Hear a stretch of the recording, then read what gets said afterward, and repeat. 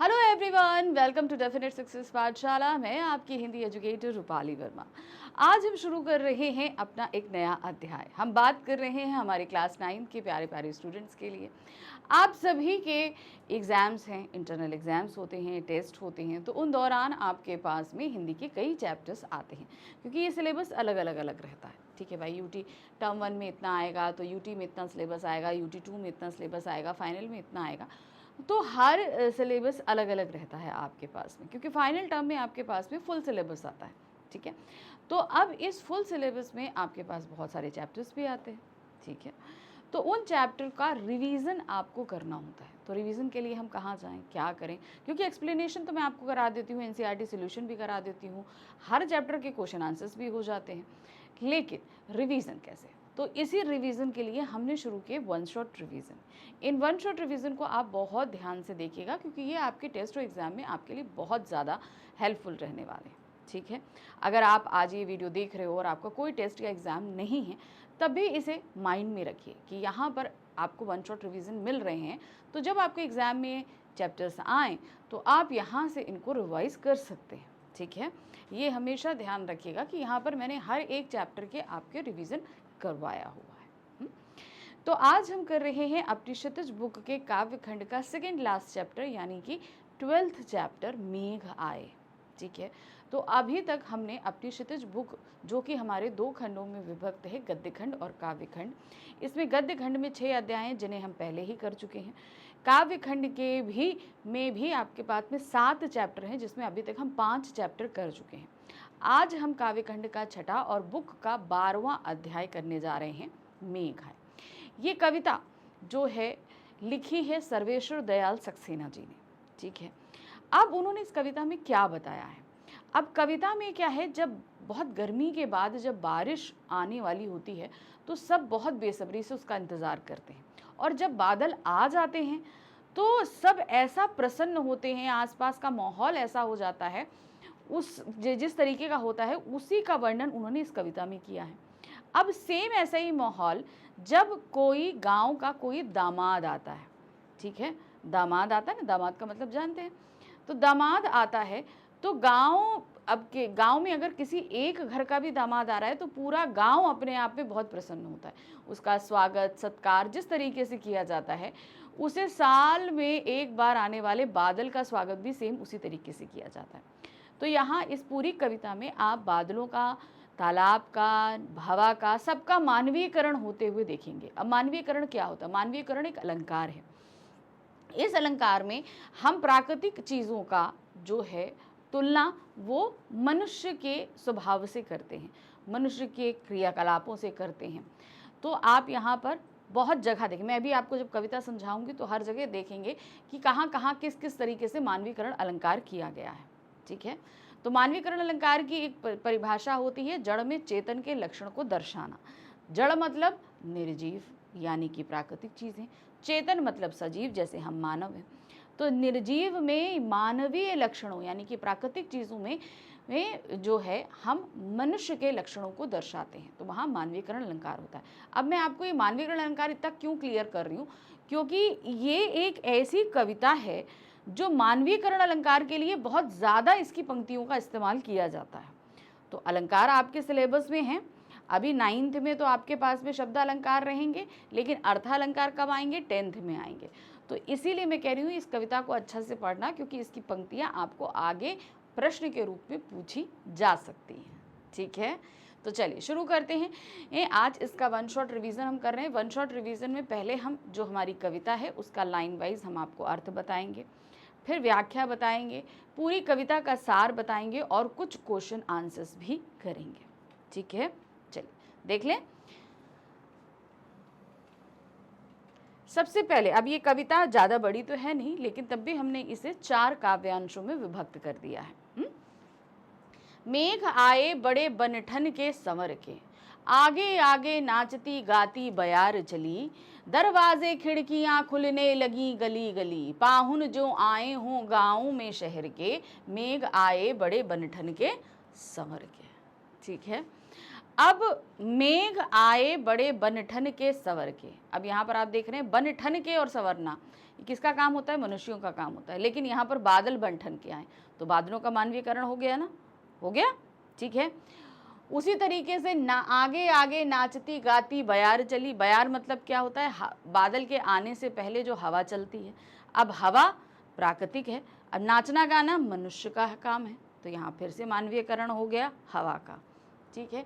दरवाजे खिड़कियां खुलने लगी गली गली, इसमें नहीं है कोई भी। पाहुन जो आए हों गाँव में शहर के, अब यहाँ पर ज्यों शब्द हो जाने की वजह से यहाँ पर क्या है? उत्प्रेक्षा अलंकार हो जाता है। फिर मेघ आए बन-ठन के सवर के, तो हमने यहाँ पर अलंकार तो आपको बता दिया। ये जो है ना, दरवाजे खिड़कियां खुलने लगे गली गली, तो गली गली में पुनरुक्ति प्रकाश अलंकार है, जबकि खिड़कियां और खुलने में आपका अनुप्रास अलंकार है। लगी गली और गली, इनमें आपका अनुप्रास अलंकार है, ली ली ली, ठीक है। इस तरीके से हमने सभी पंक्तियों में आपको अलंकार बता दिया। चलिए अब इसका अर्थ समझ लेते हैं, क्या है? मेघ आए बड़े बनठन के संवर के। अब इसके पहले का बैकग्राउंड आप समझ लो, क्या है इस कविता के पहले का बैकग्राउंड। जब वर्षा ऋतु शुरू होती है आषाढ़ मास में, ठीक है, तो अब क्या होता है कि बादल आ रहे हैं। बादल आएंगे तो बादल के आने पर गांव का जो माहौल होता है उसे इस पूरी कविता में बताया गया है। अब बादल जो आ रहे हैं उनको देखकर सभी बहुत प्रसन्न हैं, ठीक है, सब बहुत आनंदित हैं। अब हम किसी को देखकर आनंदित कब होते हैं? जो हमारे लिए बहुत प्रिय हो या जो बहुत सजा सवरा हो। मतलब अब हम अगर किसी अनजान को देखते हैं तो हम उसकी तरफ आकर्षित कैसे होते हैं? हम आकर्षित होते हैं उसके पहनावे को देखकर, उसका टिप टॉप होना, इस तरीके से। तो बादल जो हैं वो बहुत बन सन के संवर कर आ रहे हैं, ठीक है। आगे आगे नाचती गाती बयार चली। अब बादल आते हैं उससे पहले ही ठंडी ठंडी हवा का चलना शुरू हो जाता है। अब वो हवा इतनी थोड़ी सी तो तेज होती है, नॉर्मल हवा से तो ऐसी तो होती नहीं, थोड़ी सी तेज होती है। तो जैसे लग रहा है बादलों के आगे जो है वो क्या है?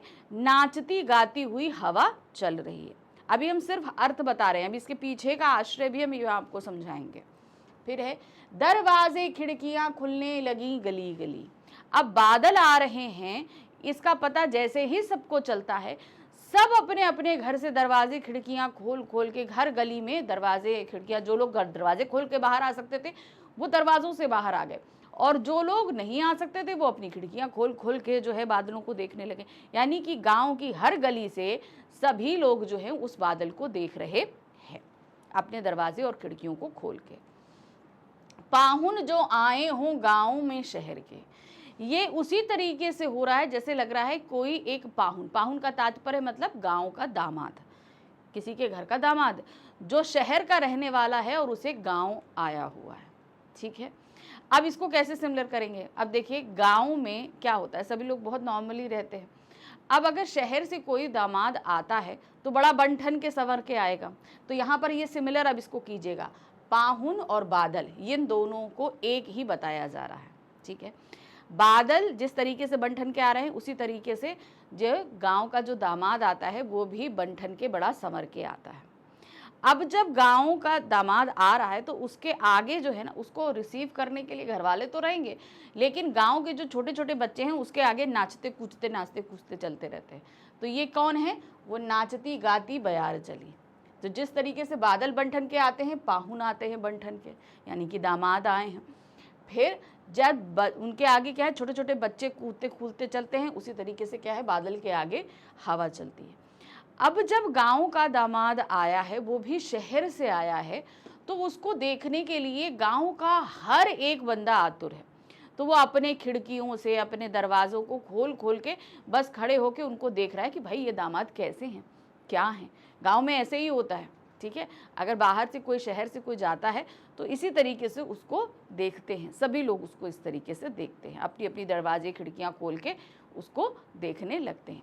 तो यहाँ पर क्या है, पाहुन जो आए हों गांव में शहर के।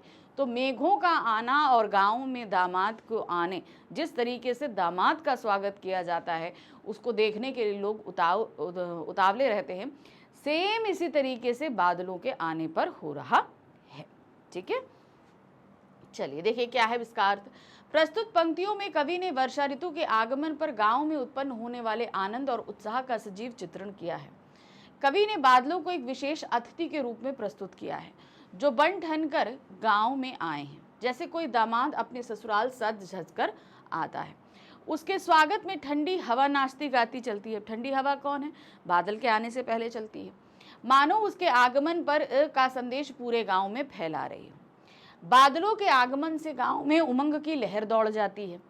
लोग उत्सुकता से अपने घरों की खिड़कियां और दरवाजे खोलकर इस प्राकृतिक सौंदर्य का आनंद लेने लगते हैं। जैसे किसी सम्मानित मेहमान के स्वागत से पूरा गांव उमंग से भर जाता है। तो जैसे कोई मेहमान आता है, सेम इसी तरीके से सभी लोग एक्साइटेड होते हैं। वही एक्साइटमेंट एक बादल के आने पर भी होता है। चलिए दूसरा काव्यांश क्या है? पेड़ झुक झांकने लगे गर्दन उचकाए, आंधी चली धूल भागी घाघरा उठाए, बाकी चितवन उठा नदी ठिठकी घूंघट सर के, मेघ आए बड़े बनठन के सवर के। अब बादलों के आने पर प्राकृतिक रूप से क्या क्या होता है? देखिए, जब बादल आते हैं तो साथ में क्या होता है? आंधी चलती है। ठीक है, तो क्या हुआ? आंधी चली धूल भागी घाघरा उठाए। अब आप लोगों ने देखा है जब आंधी चलती है तो अक्सर क्या होता है, इस तरीके के गोल गोल बवंडर टाइप के भी छोटे छोटे उठते हैं। तो जैसे लग रहा है कि आंधी को क्या बता दिया कि कोई एक युवती है। ठीक है, क्या है? एक युवती है। जब देखा कि उसने दामाद जी आ रहे हैं तो वो अपना घाघरा उठाई है और जल्दी से भाग रही है। अब घाघरा कैसा? गोल होता है, और आंधी के आने पे जो वो गोल गोल हवा चलती है उसके साथ इसको सिमिलर कर दिया है। तो बादलों के आने पर जो पहले बयार चली, फिर धीरे से उसने आंधी का रूप धारण किया और आंधी से जो धूल उठी उसे घाघरा बताया गया, एक युवती का घाघरा बताया गया। अब पहली लाइन पे आ जाते हैं। पेड़ झुक झांकने लगे गर्दन उचकाए। अब चूंकि आंधी जब चलती है तो जो लंबे लंबे पेड़ होते हैं वो झुकते हैं, फिर सीधे खड़े होते हैं, फिर झुकते हैं, फिर सीधे खड़े होते हैं। हवा के आने पे यही होता है ना। तो यही होता है कि मान लो जी अगर दूर से कोई दामाद जा रहे हैं तो जो दूर वाले लोग होते हैं वो इस तरीके से ऐसे ऐसे ऐसे करके देखते हैं कि नहीं देखते हैं? देखे ना। अब मान लीजिए हमसे कोई दूर है तो हम भी ऐसे ऊंचक ऊंचक के देखेंगे, फिर उसको ऐसे नीचे करके देखेंगे। तो वो जो पेड़ों का झुकना और उठना है उसे क्या बोला गया कि दामाद को देखने के लिए गांव वाले जिस तरीके से स्ट्रगल करते हैं, कोशिश करते हैं उसको देखने के लिए, गर्दन उचकाते हैं, झुकाते हैं, ये उसी तरीके से है जिस तरीके से बहुत तेज हवा चलने से बड़े बड़े पेड़ झुकते हैं और गर्दन को उचकाते हैं। नेक्स्ट आ जाते हैं। बाकी चितवन नदी ठिठकी घूंघट सर के। अब हवा जब तेज चलती है, जब हवा तेज चलती है तो गांव में अगर कोई नदी होगी तो उसका पानी, अब मान लीजिए ये नदी बह रही है, हवा ऐसे चलेगी तो उसका पानी थोड़ा सा ठिठकने लगेगा, एक तरफ को होने लगता है। आप लोगों ने देखा होगा जब बहुत तेज हवा चलती है तो ऐसा होता है कि नहीं होता है? तो वही चीज़ उन्होंने बताई कि जब क्या कहते हैं, जब बहुत तेज हवा चलती है तो नदी रूपी गाँव की जो स्त्रियां हैं, जो गाँव की और बहुएं हैं ना, वो भी, बाकी चितवन किनको कहा गया है? बाकी चितवन उठा। तो बाकी चितवन उठने का तात्पर्य यहाँ पर किसको बोला गया है कि गाँव की जो और नव जो क्या कहते हैं विवाहित स्त्री हैं वो भी अब क्या चाहती हैं? दामाद को देखने। लेकिन अब उन्होंने तो घूंघट ओढ़ रखा होता है ना। तो वो क्या कह रही हैं? वो भी जो है अपने थोड़े थोड़े से घूंघट सरका के, अब मान लीजिए घूंघट ऐसे है तो वो लोग क्या करती हैं? धीरे से ऐसे सरकट, ताकि एक आंख से उसको देख सकें। ठीक है, तो अपने अपने हल्के से घूंघट उठाकर उस दामाद को देखने का प्रयत्न करती हैं। इसको किसके साथ कंपेयर किया गया? उस नदी के साथ जिसका पानी एक तरफ को ठिठक जाता है। मेघ आए बड़े बंठन के संवर के। कवि वर्षा ऋतु के आगमन के एक सुंदर दृश्य के रूप में प्रस्तुत करते हैं। बादलों के छाने और आंधी चलने से धूल की तरह उड़ने लगती हैं, जैसे गांव की महिलाएं घाघरा उठाकर दौड़ रही हों। हवा के प्रभाव से पेड़ झुककर ऐसे प्रतीत होते हैं मानो वे अपनी गर्दन उठा उठाकर उत्सुकता से मेहमानों यानी कि बादलों को देखने का प्रयास कर रहे हों। वहीं नदी रूपी औरतें ठिठक कर संकोच भरी नजरों से बादलों को निहार रही हैं। अब चूंकि वो गाँव की बहुएं हैं तो उनके तो इतने इतने घूंघट रहते हैं, तो वो कहीं ना कहीं झिझकते हुए धीरे धीरे अपने घूंघट को उठाती हैं और मेहमान को देखती हैं। जैसे कि उन लोगों ने अपना घूंघट हल्का सा सरका लिया हो। इस प्रकार पूरे प्राकृतिक वातावरण में उल्लास और उत्सुकता का भाव उमड़ आया है, जो बादलों के आगमन को एक स्वागत करने योग्य अवसर के रूप में दर्शाया गया है। ठीक है, चलिए अब हम बढ़ते हैं अपने तीसरे काव्यांश में। क्या दिया गया है? बूढ़े पीपल ने आगे बढ़कर जुहार की, बरस बाद सुधलीनी बोली अकुलाई लता ओट हो की वार की। हर्ष आया ताल लाया पानी पारात भर के, मेघ आए बड़े बनठन के संवर के। ठीक है, चलिए देखते हैं अब यहाँ क्या है। जब घर में मेहमान आते हैं तो घर के सबसे बुजुर्ग लोग जो है सबसे पहले उनका स्वागत करते हैं ना। घर के जो बुजुर्ग होते हैं सबसे पहले उनसे मिलते हैं। तो यहाँ पर भी वही हो रहा है कि जिस तरीके से मेहमान के आने पर बुजुर्ग व्यक्ति करते हैं, उसी तरीके से गाँव के बाहर गाँव का एक बूढ़ा पीपल का पेड़ है ना, बूढ़ा पीपल का पेड़ है। तो जब बादल आएंगे तो सबसे पहले कौन आएगा? सबसे पहले तो पीपल का पेड़ ही पड़ेगा।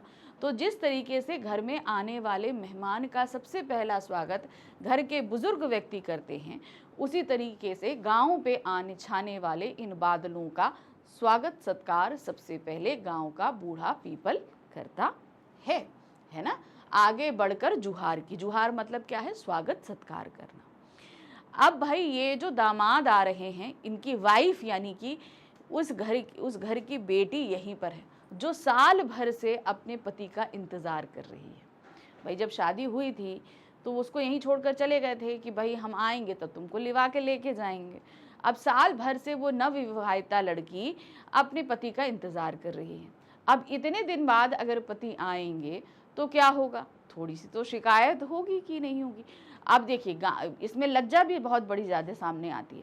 अब गांव में सभी लोग हैं, सब बैठे हुए हैं, दामाद जी आए हैं, उन्हीं के बीच में बैठे हैं, तो लड़की डायरेक्टली तो उनसे मिलने नहीं आएगी। वो जाहिर सी बात है किसी दरवाजे से, किसी खिड़की की ओट से, जहाँ से भी वो अपने पति को देख सकती है वहाँ से देख रही होगी, है कि नहीं? तो ये क्या होता है? अब ये तो हमने आपको बताया कि जब मेहमान आते हैं तो ये होता है। जब बादल आते हैं तो जो बेल होती है, बेल देखा ना, बेल, वो बेलें भी इससे बहुत ज़्यादा खुश होती हैं। लेकिन बेलें कहाँ उगती हैं?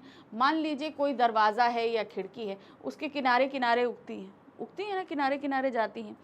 तो वही क्या है कि जब बेलें जो हैं वो भी बादलों के आने से बहुत प्रसन्न हैं, तो वो भी उस दरवाजे या खिड़की की ओट से उन बादलों को देखती हैं। ठीक है, तो यहाँ मैंने दो चीज़ें आपको बताई। अब इसको हम इसमें एक साथ कंबाइन करते हैं। ठीक है, अब बूढ़े पीपल ने तो जुहार कर ली। अब वो जो लता है, लता जो मैंने बताया ना, दरवाज़ों के किनारे जो बेल जाती है, लता जो जाती है, उसे बताया गया है वह नवविवाहिता जिसका पति दामाद के रूप में आया है। ठीक है, तो वो क्या कह रही है? बोली अकुलाई लता ओट हो किवार की। अब किवार की ओट में देखते हुए अपने पति को वो उससे शिकायत कर रही है कि बरस बाद सुधिलेनी, यानी कि तुमको वापस आने में 1 बरस लग गया, तुम्हें 1 बरस बाद मेरी याद आई है। अब बादल बरसात के समय आते हैं, फिर चले जाते हैं, फिर अगले साल बरसात में आते हैं। तो इसी तरीके से वो लता जो है वो बादलों से कह रही है कि तुम्हें बरस बाद वापस आने की सूझी है। जिस तरीके से दामाद को अपनी पत्नी की याद जो है वो कब आई है? साल भर बाद आई है। तो वो जब आया है वहाँ पे तो वो लता उससे शिकायत कर रही है। हर साया ताल लाया पानी परात भर के। अब जो घर का युवक है, जो लड़का है या लड़की के भाई को समझ लो, वो बहुत प्रसन्न है। अपने जीजा के आने पर वो परात में पानी भर के लेके आता है। अभी भाई घर का ट्रेडिशन है कि घर के जो अतिथि आते हैं उनके पैरों को परात ली जाती। परात मतलब बड़ा सा थाली, उसमें पानी भर के उनके पैरों को धुलाया जाता है। तो ये एक क्या कहते हैं, एक हमारी भारतीय परंपरा को दिखाया गया है यहाँ पर। तो घर के युवक को क्या बताया गया है? तालाब बताया गया है। तालाब भी बादलों के आने से बहुत प्रसन्न है। अब तालाब को परात क्यों बताया गया है? क्यों? क्योंकि देखिए गोल होता है, परात भर के, है ना।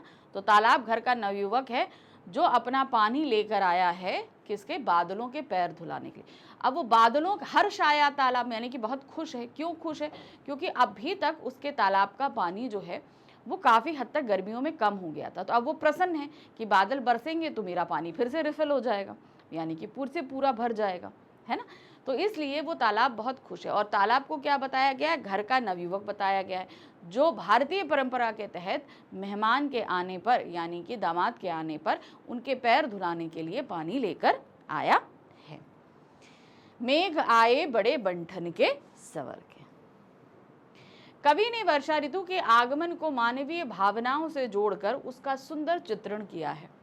जिस प्रकार कोई दामाद लंबे समय बाद ससुराल लौटता है तो परिवार के बड़े बुजुर्ग उसका आदर पूर्वक स्वागत करते हैं, वैसे ही बूढ़ा पीपल भी झुककर बादलों का अभिवादन करता है। वही लता रूपी नवविवाहिता मानो दरवाजे की ओट से नखरे से कह रही हो, इतने दिनों बाद ही तुम्हें मेरी याद आई।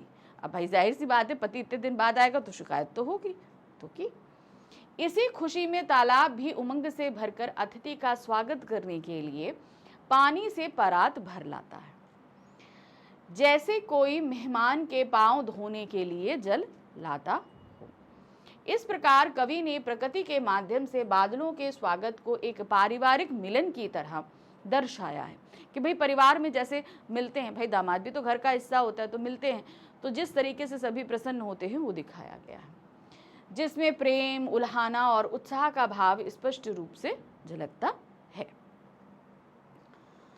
चलिए अब आ जाते हैं हम प्रश्न संख्या 4 पे। यहाँ क्या दिया है, क्षितिज अटारी गहराई दामनी दम की, क्षमा करो गांठ खुल गई अब भरम की, बांध टूटा झरझर मिलन के अश्रु ढर के, मेघ आए बड़े बनठन के संवर के। अब देखिए क्या है कि जब बादल आते हैं तो सभी बहुत प्रसन्न हैं, ठीक है। अब इसी तरीके से एक साल से बिछड़े हुए पति पत्नी जब आपस में मिलते हैं तो उनका भाव किस तरीके से प्रकट होता है। पहले तो एक दूसरे से शिकवा शिकायत होती है, फिर दोनों सारे शिकवा शिकायत मिलाने हटने के बाद मिलने की खुशी में एक दूसरे के आंसू बहने लगते हैं, है ना। तो बादल भी जब आते हैं तो क्या होता है भाई, जो है आसमान काला हो जाता है और खूब झमाझम बारिश होती है ना। तो यहाँ पर इस बात को सिमिलर किया है उन्होंने, क्या कहा है, क्षितिज अटारी गहराई दामिनी दम की। अब बादलों के आने से क्या हुआ, क्षितिज मतलब होराइजन, ठीक है, जहां पर आपको धरती और आकाश मिलते हुए दिखाई देते हैं, पर ऐसा होता तो नहीं है। एक पॉइंट ऐसा लगता है जहां पर मिल रहा है, जैसे धरती और आकाश मिल रहे हैं, पर ऐसा होता नहीं है। तो धरती और आकाश जो मिल रहे हैं उस जगह पर बादल खूब काले काले छाए हैं और एकदम क्षितिज अटारी, अटारी मतलब होता है छत, यानी कि जहाँ पर क्षितिज है उसके ऊपर का हिस्से में पूरे बादल छा गए हैं और खूब काला काला हो गया है और वहाँ पर बिजली चमक रही है। क्षमा करो गांठ खुल गई अब भरम की। अब वो जो लता जो है वो क्या कह रही थी कि पता नहीं, अब हमको ये भ्रम था कि तुम आओगे कि नहीं आओगे। उसकी पत्नी जो है अब साल भर से अपने पति का इंतज़ार कर रही है, तो उसको ये डर था कि लगता है पति हमको लेने आएंगे कि नहीं आएंगे, क्या है, एक मन में डाउट होता है ना। तो वो अपनी पत्नी को वो चीज़ का बड़ा डर था। जब मेहमान आ गए यानी उसके पति आ गए तो उसका वो डाउट क्लियर हो गया। तो उसी तरीके से लोगों को भी ये इतने गर्मी से परेशान थे, बड़ी व्याकुलता के साथ बादलों का इंतज़ार कर रहे थे, तो उन्हें भी लग रहा था कि बादल आएंगे कि नहीं आएंगे, कि क्या होगा। तो वो इस तरीके से उनका वो जो भ्रम है वो खुल गया कि हाँ बादल आ गए हैं। बांध टूटा झरझर मिलन के अश्रु ढर के। अब जैसे ही भ्रम टूट गया कि चलो आ गए हैं, अब जैसे ही जो है पति और पत्नी का मिलन हुआ, एक दूसरे में अकेले में मिले, तो अब वो खुशी के आंसू, वो सारा दुख तकलीफ जो है वो कैसे बह गए आंसू में। वो पत्नी जो थी वो तो हमारी खुशी के रोने लगी। उसी तरीके से जब बादल बरसते हैं तो खूब झमाझम बारिश होती है। मेघ आए बड़े बंठन के सवर के, ठीक है।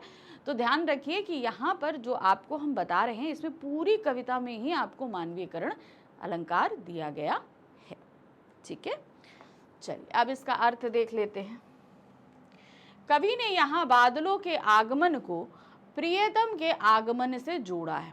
प्रियतम मतलब जो जैसे लता है उसका प्रियतम कौन हुआ, जो घर का दामाद आया है और यहाँ पर कौन है, बादल है। अब तक प्रेमिका को उसके आने की सूचना मात्र एक भ्रम लग रही थी कि भाई आ रहे हैं, तो उसको एक डाउट हो रहा था पता नहीं आएंगे कि नहीं आएंगे। लेकिन जब बादल क्षितिज रूपी अटारी तक पहुंच गए तो बिजली चमक उठी, तो मानो उसके हृदय में भी प्रेम की चिंगारी जग उठती है। भाई उसे लग रहा था कि पता नहीं पति आएंगे नहीं आएंगे कि क्या है। प्रियतम को सामने देखकर उसका सारा संदेह दूर हो जाता है और वह मन ही मन अपने संकोच व अविश्वास के लिए क्षमा मांगने लगती है कि भाई मैंने आपके ऊपर डाउट किया कि आप आ रहे हो कि नहीं आ रहे हो, और ये सारी चीज़ें थी, तो उसके लिए वो क्षमा भी मांगती है। कहती ना, क्षमा करो गांठ खुल गई भरम की।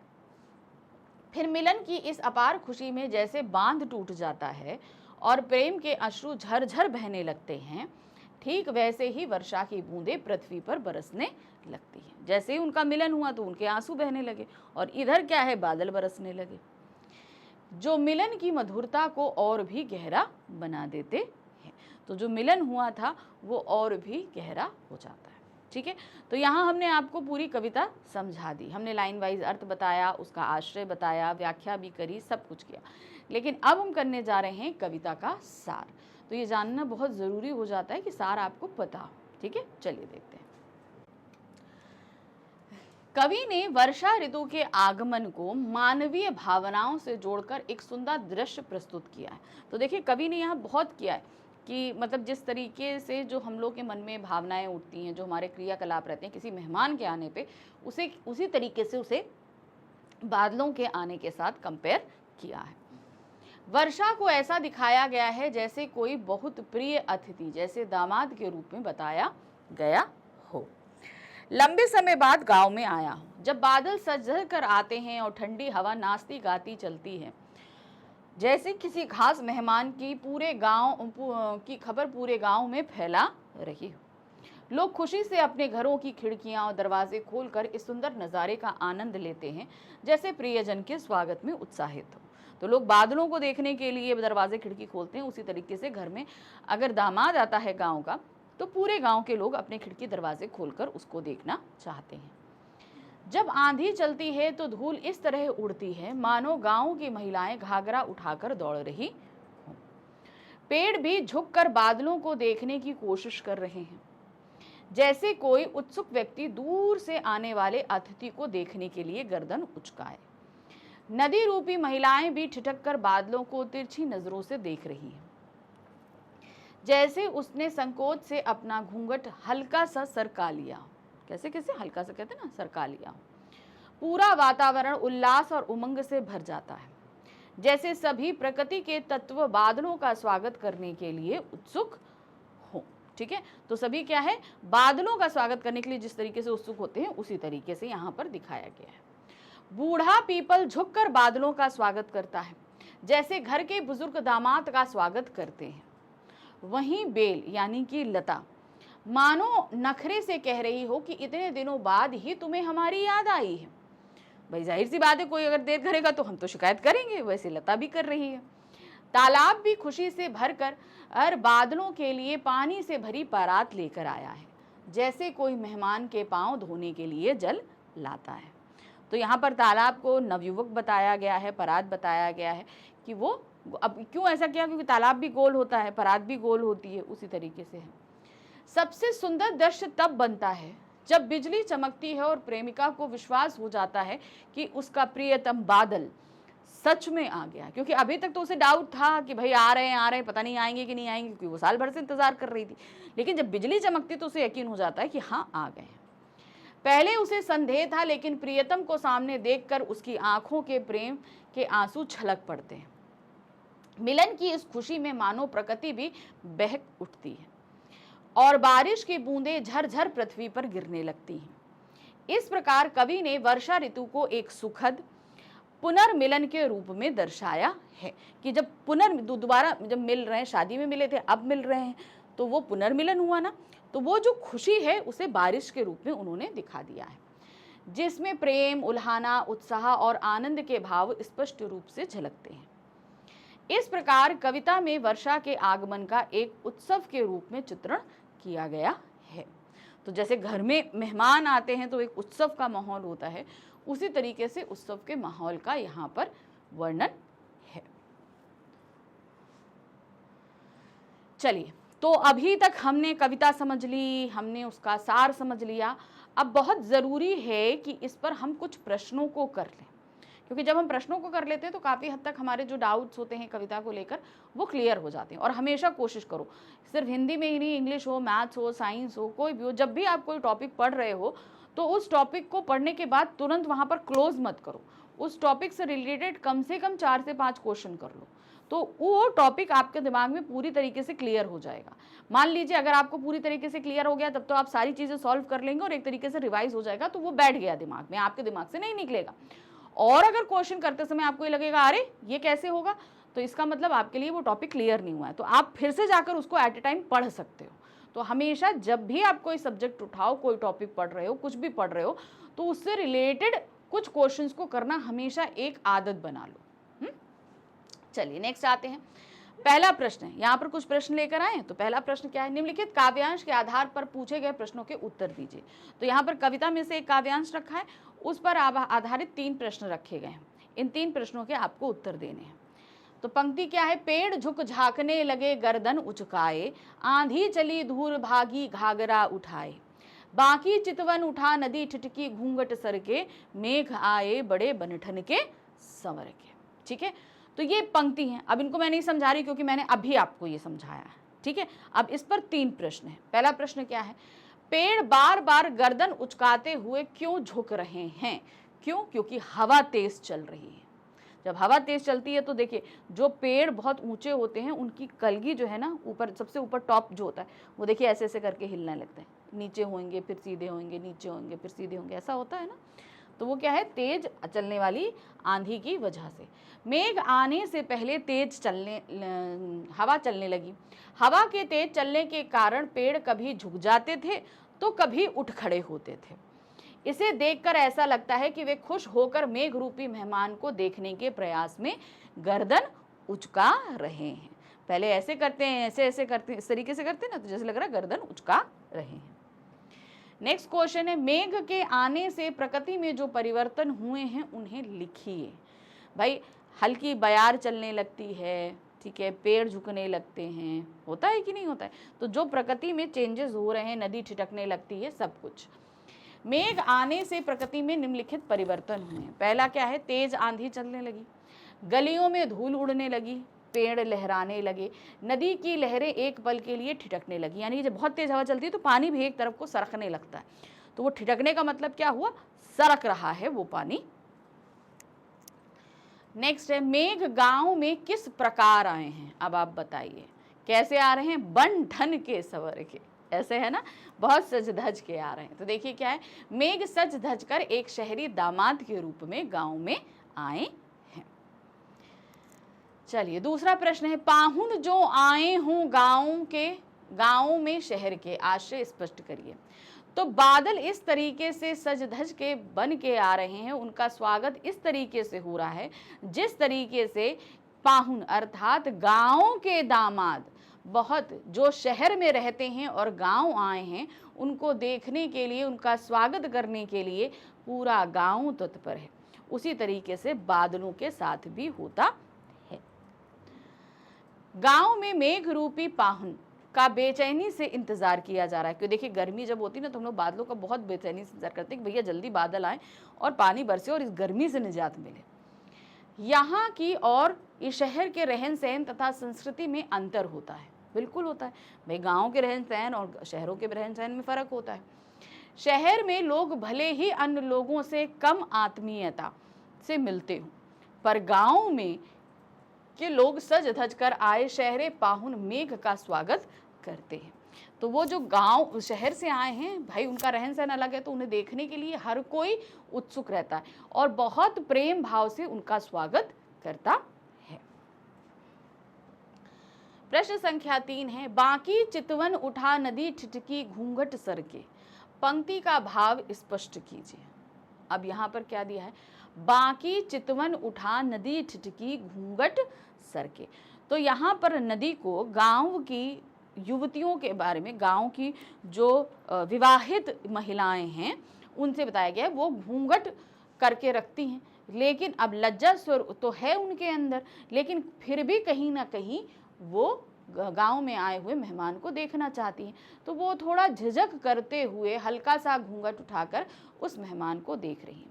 जिस प्रकार बहुत तेज हवा चलने से नदी ठिठक रही है, जैसे लग रहा है कि नदी भी जो है वो शर्माते हुए बादलों को देख रही है।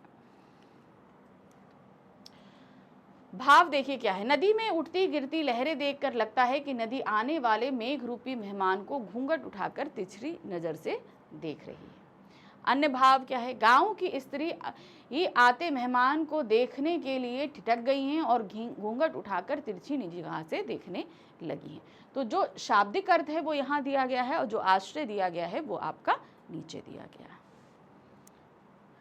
चौथा प्रश्न है, लता रूपी नायिका ने मेहमान से अपना रोष किस प्रकार प्रकट किया, मेघ आए कविता के आधार पर बताइए।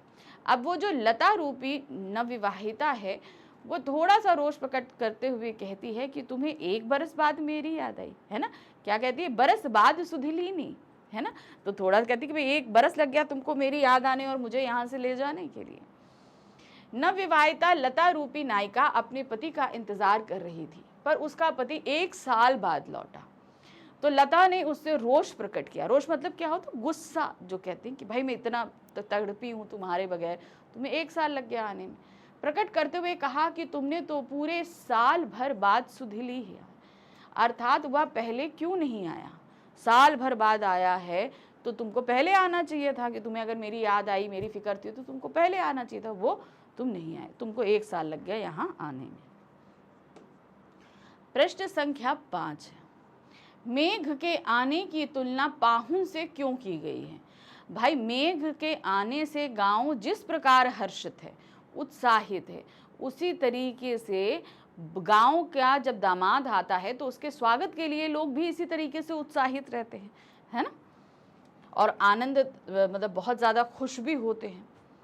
गर्मी के महीने में लोग गर्मी से के प्रभाव से व्याकुल होते हैं। भाई वर्षा ऋतु से पहले ग्रीष्म ऋतु होती है और भैया बहुत प्रचंड गर्मी पड़ती है जेठ और वैसाख के महीने में। वे गर्मी से छुटकारा पाने के लिए वर्षा का इंतजार करते हैं। किसान भी फसल की बुआई के लिए वर्षा लाने वाले बादलों का इंतजार करते हैं।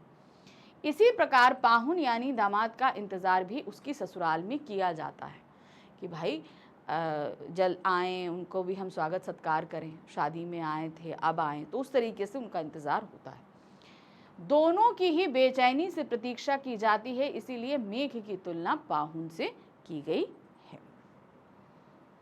प्रश्न संख्या 6 है, मेघ का स्वागत तालाब ने किस प्रकार किया। ऐसा करके उसने किस भारतीय परंपरा का निर्वाह किया है, मेघ आए कविता के आधार पर बताइए। तो मेघ के आने पर तालाब बहुत हर्षित है, तो वो अपने तालाब के पानी को उन मेघों के पैर धोने के लिए प्रस्तुत करता है। तो इस तरीके से तालाब को घर के एक नवयुवक के रूप में बताया गया है, जो गांव में घर में आने वाले जो मेहमान हैं उनके अतिथि के स्वागत सत्कार, यानी कि हमारी जो भारतीय परंपरा है वो क्या है, अतिथि देवो भवो ओ का जो है वो रूप दिखाया गया है। मेघ का आगमन सुनकर तालाब बहुत हर्षित होता है, खुश हो जाता है। वह खुशी खुशी बारात में पानी भर कर लाया ताकि मेहमान के पैर धो सके। ऐसा करके तालाब ने उस भारतीय परंपरा का निर्वाह किया जिसके अनुसार मेहमान के आने पर पैर धोने की परंपरा है कि भाई मेहमान आए तो उनके पैर धोए जाएं। तो वो जो अतिथि को भगवान माना जाता है तो उसके तहत हम ये परंपरा का निर्वाह करते हैं, ठीक है। तो ये पहले किया जाता था, आजकल आप लोग नहीं देखोगे। तो अब मेहमान के स्वागत सत्कार का तरीका बदल गया है, तो वो तरीका पहले से अपनाया जाता था, उसी का यहाँ पर वर्णन किया गया है। तो ये था हमारा चैप्टर नंबर 12, मेघ आए बड़े बंठन के संवर के। तो ये कविता बहुत इंटरेस्टिंग है। द्व्यर्थी है, बादलों के आने और पाहुन के आने को एक साथ सिमिलर किया गया है। तो बहुत सावधानी से इसको पढ़िएगा, क्योंकि ये कविता सिर्फ यही 9th में ही ख़त्म नहीं होगी। आपके पास 10th, 11th, 12th और आगे भी ना जाने कितने कॉम्पिटिटिव एग्जाम में इससे रिलेटेड प्रश्न पूछे जाते हैं, क्योंकि ये पूरी कविता मानवीयकरण अलंकार से ओतप्रोत है। और भी इसमें कई अलंकार है, लेकिन बेसिकली इसमें मानवीयकरण अलंकार की प्रमुखता है। तो इसीलिए मैं बोल रही हूँ कविता को बहुत अच्छे से पढ़िए, क्योंकि ये आगे तक एग्जाम तक आप लोगों से पूछी जाएगी। ठीक है, चलिए तो ये वीडियो यही ख़त्म करते हैं। अब हम मिलेंगे अपने नेक्स्ट वीडियो में, जो है हमारी इस पुस्तक का आखिरी अध्याय, बच्चे काम पर जा रहे हैं। ठीक है, तो चलिए लेकर आती हूँ अगली बार। Thank you for watching, bye bye.